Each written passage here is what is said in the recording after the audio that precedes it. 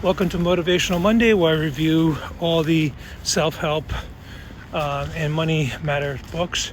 And this week is Mel Robbins' Let Them.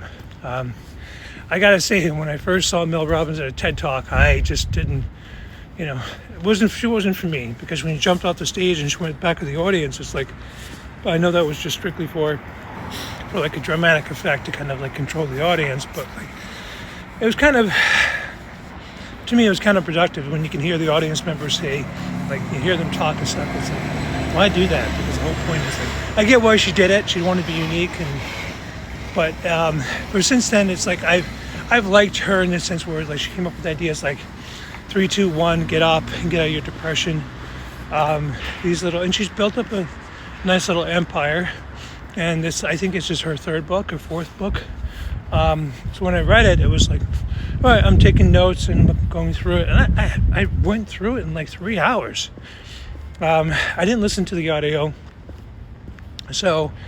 And basically the gist of it is like, if your partner, your boss, or somebody you care about is having an off day, let them. Of course, let them. But at the same time, you want to be open to, the downside of this book is like, you want to be open as to why and to share.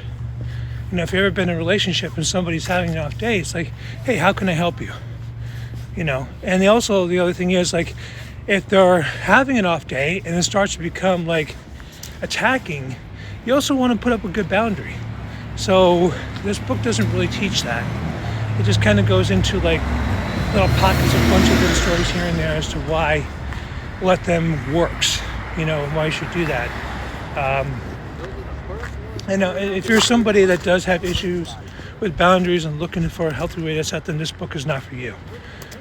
If you're somebody who needs to like not take things personally, to understand like it's hardly ever personal, and if it is, for the most part, big deal, then I think you get some value out of it. But like, no, I think it's, go to the library and pick it up. Otherwise, it's not worth buying. There's other books out there that I can recommend later on. But like, this is not I don't recommend buying this book. Just like, as you can get it on like Libby, you can get it on something, but like, it's really not worth buying. Or, just like get it from the library or something. But yeah, I was disappointed. And it's a really easy read, but disappointed.